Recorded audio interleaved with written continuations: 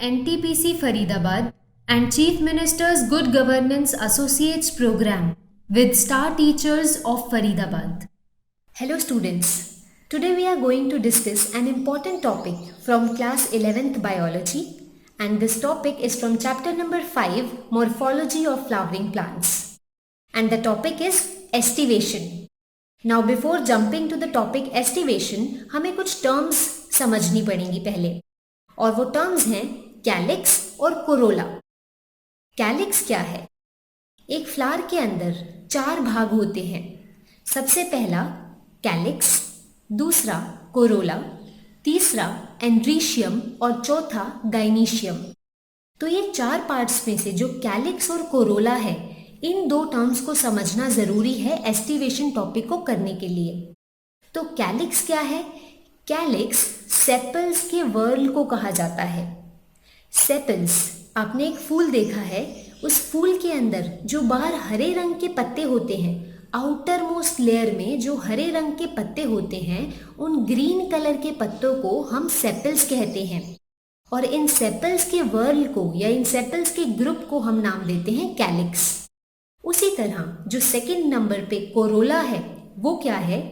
जो रंग बिरंगे ब्राइटली कलर्ड पेटल्स होते हैं, उन्हें हम कोरोला कहते हैं। उनके ग्रुप को या उनके वर्ल को हम कोरोला कहते हैं। आपने देखा होगा जैसे चाइना रोज या रोज की अगर हम बात करें तो रोज के अंदर जो पिंक कलर के पत्ते होते हैं, उन्हें हम पेटल्स कहते हैं, और इस पेटल्स के वर्ल को हम कोरोला कहते हैं। तो ये 2 टर्म्स जो आपको याद रखनी थी, आई होप वो आपको क्लियर होगी होंगी। पहला है calyx which is group of sepals, हरे रंग के पत्ते बाहर वाले, और दूसरा है corolla which is group of petals. अब हम चलते हैं एस्टिवेशन पर। अगर हम एस्टिवेशन की डेफिनेशन की बात करें तो aestivation is the mode of arrangement of sepals और पेटल्स इन अ फ्लोरल बड। ये इंपॉर्टेंट है जो यहाँ पर हमें मेंशन करना है, इन अ फ्लोरल बड। बड कंडीशन में हम एस्टिवेशन की बात करते हैं।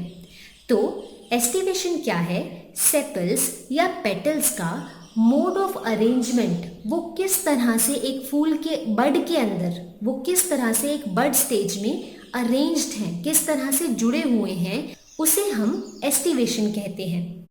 एस्टिवेशन के 4 टाइप्स हैं जिन्हें हम अब डिस्कस करेंगे। सबसे पहला टाइप है वेलवेट एस्टिवेशन। वेलवेट एस्टिवेशन में क्या होता है?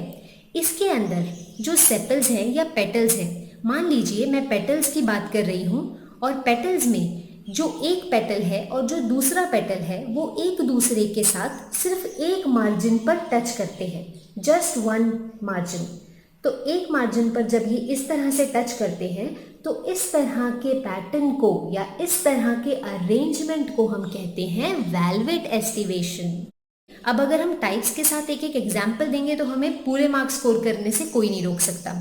तो सबसे पहला जो हमने वेलवेट एस्टिवेशन किया, उसके अंदर एग्जाम्पल है कैलोट्रोपिस, जिसे हम हिंदी में आग का पौधा भी कहते हैं। तो कैलोट्रोपिस वेलवेट एस्टिवेशन का एग्जाम्पल है। नंबर 2 एस्टिवेशन है ट्विस्टेड एस्टिवेशन। ट्विस्टेड एस्टिवेशन के अंदर क्या होता है? जो सेपल्स या पेटल्स हैं, अगर ये पेटल्स की बात कर रही हूँ मैं, तो इसके अंदर जो एक पेटल है वो दूसरे पेटल को इस तरह से एक मार्जिन पर ओवरलैप करता है। जैसे आप मेरे हाथों से देख सकते हैं, मान लीजिए ये एक पेटल है और ये दूसरा पेटल है, तो इस एक पेटल को ये दूसरा पेटल एक मार्जिन पर ओवरलैप करेगा, और जो ये पेटल है, ये पेटल इसके साथ वाले पेटल को ओवरलैप करेगा इस तरह से। तो ट्विस्टेड के अंदर एक ट्रिक है याद करने की। वो क्या है? जो एक पेटल है वो एक मार्जिन पे तो ओवरलैप हो रहा है और दूसरे मार्जिन पर ओवरलैप कर रहा है। तो इस तरह से ट्विस्टेड में हम याद रख सकते हैं।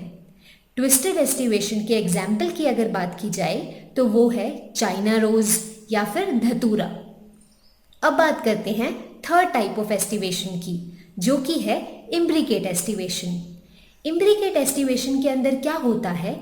इसके अंदर भी ओवरलैपिंग होती है, लेकिन ये ओवरलैपिंग एक पर्टिकुलर मैनर में नहीं होती। किस तरह से होती है ये बात करते हैं।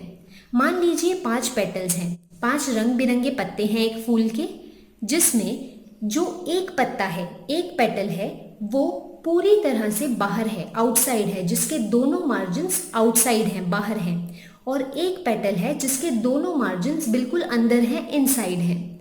और जो बचे हुए 3 पेटल्स हैं, एक एक की हमने बात कर ली, अब जो बचे हुए 3 पेटल्स हैं वो ओवरलैप कर रहे हैं।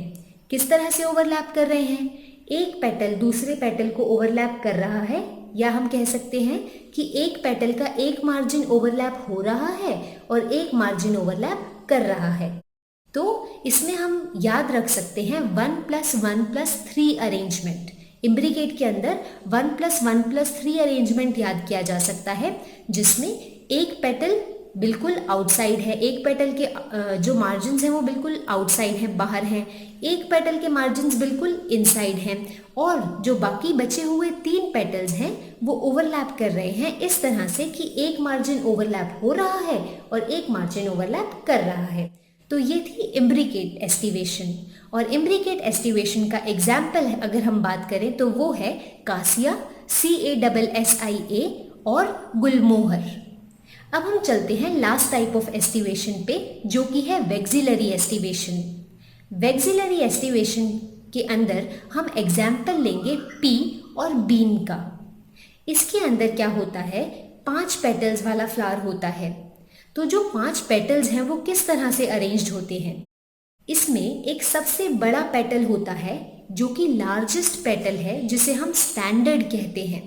ये जो लार्जेस्ट पेटल है ये पोस्टीरियर पे होता है। ये लार्जेस्ट पेटल अंदर 2 लेटरल पेटल्स को ओवरलैप करता है। ये 2 लेटरल पेटल्स को हम कहते हैं विंग्स। अब जो ये 2 लेटरल पेटल्स हैं ये फिर 2 एंटीरियर पेटल्स को ओवरलैप करते हैं, और इन 2 एंटीरियर पेटल्स को हम कहते हैं कील, KEEL। तो इस तरह से 5 पेटल्स हैं। एक है सबसे लार्जेस्ट पेटल जिसे हम स्टैंडर्ड के नाम से जानते हैं। ये ओवरलैप करता है 2 लेटरल पेटल्स को जिन्हें हम विंग्स कहते हैं, और ये 2 लेटरल पेटल्स फिर आगे ओवरलैप करते हैं 2 एंटीरियर पेटल्स को जिन्हें हम कील कहते हैं। तो ये थी वेक्सिलरी एस्टिवेशन, और वेक्सिलरी एस्टिवेशन के टाइप्स हैं पी एंड बीन। तो ये था हमारा टॉपिक एस्टिवेशन। इस टॉपिक को करना बहुत ज़रूरी है। जब आप फ्लावर के कैरेक्टर्स लिखते हैं या फ्लोरल फॉर्मूला लिखते हैं तो उसमें आपको पता होना चाहिए कि एस्टिवेशन क्या होती है और इसके कितने टाइप्स हैं। आई होप आपको ये टॉपिक क्लियर हो गया होगा। Thank you.